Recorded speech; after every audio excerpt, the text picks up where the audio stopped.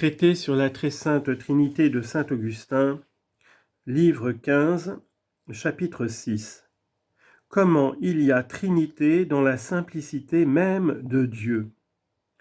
La Trinité divine se démontre-t-elle par les Trinités trouvées dans l'homme et comment? Quand donc nous disons éternel, sage, heureux, ces trois choses sont-elles la Trinité qu'on appelle Dieu? Nous réduisons, il est vrai, ces 12 attributs à 3, mais peut-être pouvons-nous réduire encore ces 3 à un seul. Si en effet sagesse et puissance ou vie et sagesse peuvent n'être qu'une seule et même chose dans la nature de Dieu, pourquoi éternité et sagesse ou bonheur et sagesse ne serait-il pas aussi une seule et même chose dans cette même nature divine? Par conséquent, comme il n'importait pas de dire 12 attributs ou 3, puisque nous avons réduit 12 à 3, il n'importe pas davantage de dire 3 ou 1. C'est 1 auquel nous avons fait voir qu'on peut réduire les 3. Mais quelle méthode de discussion, quelle vigueur et quelle puissance d'intelligence, quelle vivacité de raison, quelle pénétration d'esprit nous démontrera, pour ne rien dire de plus, comment cette cette sagesse qui s'appelle Dieu est Trinité? Car Dieu ne reçoit pas la sagesse d'un autre comme nous la recevons de lui, mais il est lui-même sa propre sagesse, puisque sa sagesse n'est pas autre chose que son essence, et qu'être et être sage sont pour lui la même chose. Sans doute les saintes Écritures appellent le Christ vertu de Dieu et sagesse de Dieu. Mais nous avons fait voir dans le 7e livre que ces paroles ne doivent pas s'entendre en ce sens que le Fils rend le Père sage, et la raison va jusqu'à nous faire voir que le Fils est sagesse de sagesse, comme il est lumière de lumière et Dieu de Dieu. Et du Saint-Esprit, nous n'avons pu découvrir autre chose sinon qu'il est aussi sagesse, et que les trois personnes ne sont qu'une seule sagesse, comme elles ne sont qu'un seul Dieu et une seule essence. Comment donc comprendre que cette sagesse qui est Dieu est aussi Trinité? Je n'ai pas dit comment croire, car c'est là un point hors de toute question pour les fidèles. Mais s'il est un moyen pour l'intelligence de voir ce que nous croyons, quel est ce moyen? Si nous cherchons dans lequel de ces livres la Trinité a commencé à nous apparaître, nous trouvons que c'est dans le 8e. C'est là en effet que la discussion nous a amenés à tourner autant que possible l'attention du lecteur vers cette parfaite et immuable nature qui n'est pas notre âme.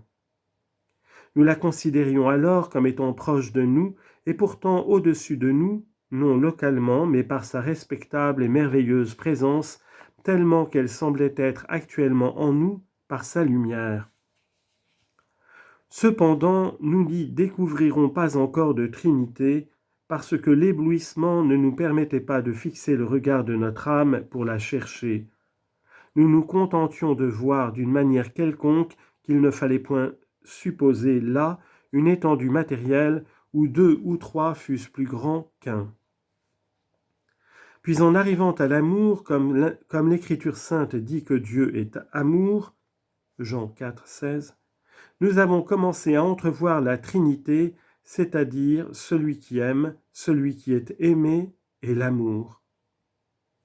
Mais comme cette ineffable lumière éblouissait nos yeux et nous faisait sentir l'impuissance de notre âme à sonder ce mystère, pour soulager notre attention et nous reposer entre le début et le terme, alors nous nous sommes rabattus sur un sujet plus à notre portée, sur l'étude de notre âme, selon laquelle l'homme a été créé à l'image de Dieu.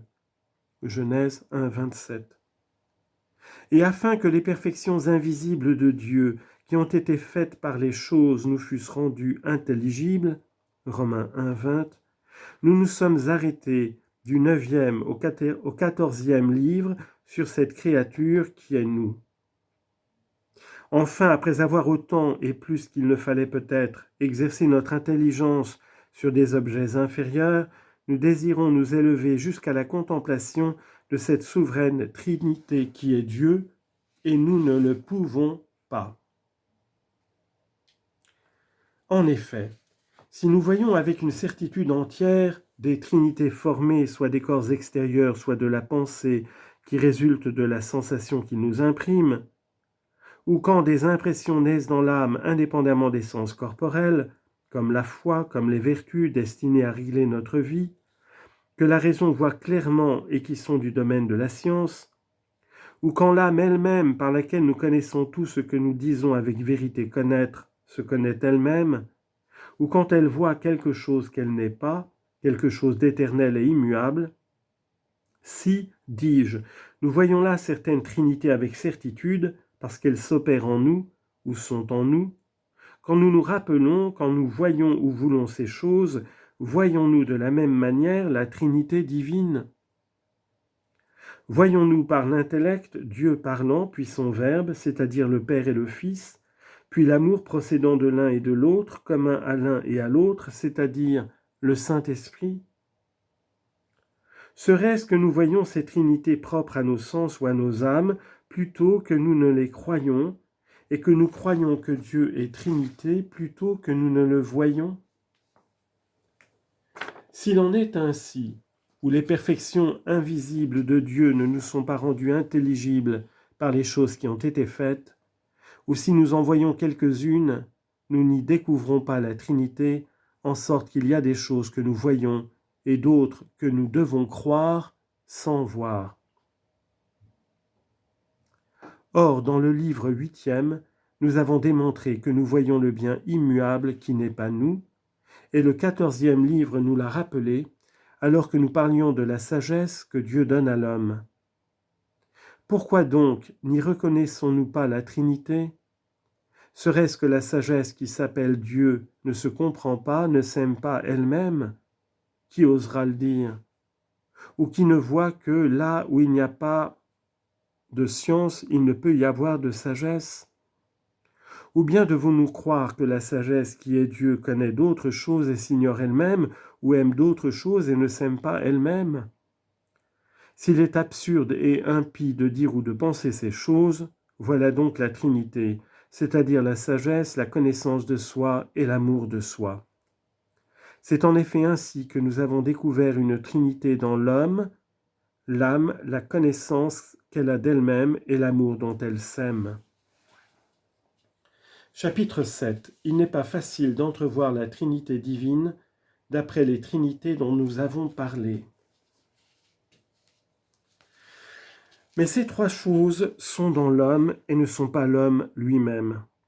Car l'homme, suivant la définition des anciens, est un animal doué de raison et sujet à la mort. Elles sont donc la meilleure partie de l'homme, mais ne sont pas l'homme. Et une seule personne, c'est-à-dire chaque homme pris en particulier, les possède toutes les trois dans son âme.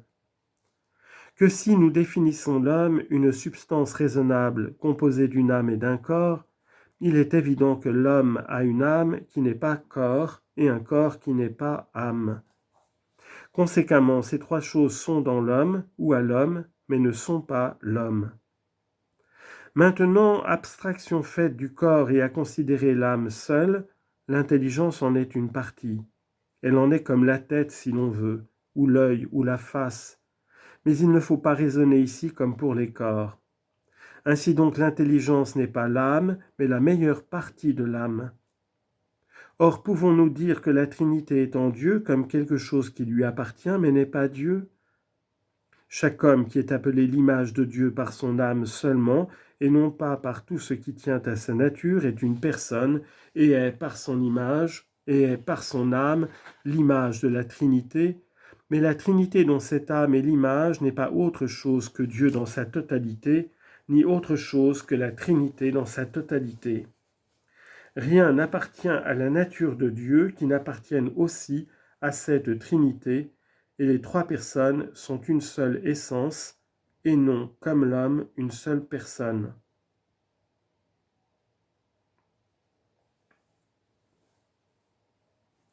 Une autre différence énorme, c'est que quand nous parlons de l'âme dans l'homme, de la connaissance qu'elle a d'elle-même et de l'amour qu'elle se porte, ou de la mémoire, de l'intelligence et de la volonté, nous ne nous souvenons de l'âme elle-même que par la mémoire, nous ne la connaissons que par l'intelligence, et nous ne l'aimons que par la volonté. Mais dans cette souveraine Trinité, qui oserait dire que le Père ne se connaît lui-même, ne connaît le Fils et le Saint-Esprit que par le Fils, qu'il n'aime que par le Saint-Esprit, mais qu'il se souvient seulement par lui-même, de lui-même et du Fils et du Saint-Esprit? Que le Fils pareillement ne se souvient de lui-même ni de son Père que par le Père, qu'il n'aime que par le Saint-Esprit, et que par lui-même il ne peut que connaître le Père, se connaître lui-même et le Saint-Esprit? Que le Saint-Esprit à son tour se souvient par le Père et du Fils et de lui-même, qu'il connaît par le Fils et le Père, et le Fils et lui-même, mais que par lui-même il ne peut que s'aimer et aimer le Père et le Fils? Comme si le Père était sa propre mémoire et celle du Fils et du Saint-Esprit, le Fils sa propre connaissance et celle du Père et du Saint-Esprit, et le Saint-Esprit son propre amour et l'amour du Père et du Fils? Oui, qui osera penser ou affirmer de pareilles choses de cette Trinité ?